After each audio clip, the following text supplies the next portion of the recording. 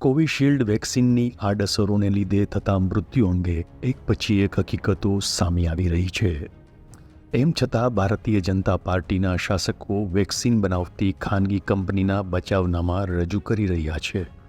ત્યારે ગુજરાત પ્રદેશ કોંગ્રેસ સમિતિના પ્રમુખ અને સાંસદ શક્તિસિંહ ગોહિલે હાર્ટ એટેકના કારણે દેશના નાગરિકોના થઈ રહેલા મોતની તપાસ કરીને ભાજપ સરકારની ગુનાહિત બેદરકારી સામે પગલાં ભરવાની માંગણી કરી છે. કોરોનાનો કાળ આવ્યો, બધા જ ચિંતિત હતા. ત્યારે એક વેક્સિન માટેની જે શોધ માટેની હોડ લાગી અને સામાન્ય રીતે વેક્સિનની આડઅસરો જોવા માટે જે સમય હોય એ સમયની રાહ દુનિયા જોઈ શકે એવી સ્થિતિ નહોતી. એટલે વેક્સિન આપવાનું ચાલુ થયું. વેક્સિન આપવાનું શરૂ થયું ત્યારે વર્લ્ડ હેલ્થ ઓર્ગેનાઇઝેશન WHO એ કહ્યું કે આ ઝડપથી પૂરી ચકાસણી આડઅસરોની થાય એના માટેનો સમય નહીં હોવાના કારણે વેક્સિનની શરૂઆત કરી છે. પણ દરેક દેશ આની આડઅસરો ઉપર કાળજી રાખે અને શું આડઅસરો થશે એનો રિપોર્ટ રાખે.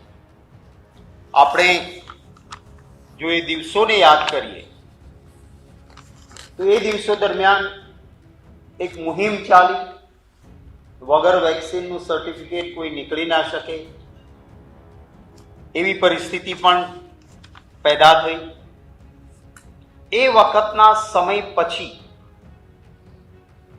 WHO એ કહ્યા પછી દુનિયાભરના દેશોએ જે વેક્સિન આપતા હતા પોતે એ કોને વેક્સિન આપ્યું, એના હેલ્થ પેરામીટર શું હતા, વેક્સિન અપાયા પછી એના હેલ્થ પેરામીટર્સમાં શું ફેરફાર થયા અને કોઈનું પણ મૃત્યુ થાય તો એનું સર્વેલન્સ અને ડેટા કલેક્ટ કરવાનું દુનિયાભરના દેશોએ શરૂ કર્યું. આપણો દેશ એક એવો કે જેણે વેક્સિન અપાયા પછી ના તો ડેટા, ના હેલ્થ પેરામીટર્સનું મોનિટરિંગ, ના મૃત્યુ પામે એને વેક્સિન લીધું હતું કે કેમ એની ચકાસણી, અને લીધું હતું તો કયું લીધું હતું એનો કોઈ ડેટા નહીં રાખ્યો. વર્લ્ડ હેલ્થ ઓર્ગેનાઇઝેશનને 2023માં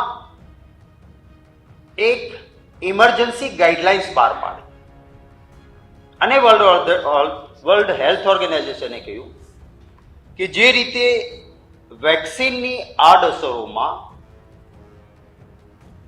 થ્રોમ્બોસિસ થાય છે, બ્લડ ક્લોટિંગ થાય છે, heart attack, brain stroke, kidney fail આવા મૃત્યુ થતા હોવાનું ધ્યાને આવ્યું છે. માટે આ અંગેનું સર્વેલન્સ અને ધ્યાન રાખવું આવી એક ઇમરજન્સી ગાઈડલાઇન્સ 2023માં જે દુનિયાભરની સ્વાસ્થ્યની ચિંતા કરે છે, વિશ્વના આરોગ્યની જે ચિંતા કરે છે, એવા WHOએ વર્લ્ડ હેલ્થ ઓર્ગેનાઇઝેશને એક ઇમરજન્સી ગાઈડલાઇન્સ ઇસ્યુ કરી. આ માર્ગદર્શિકા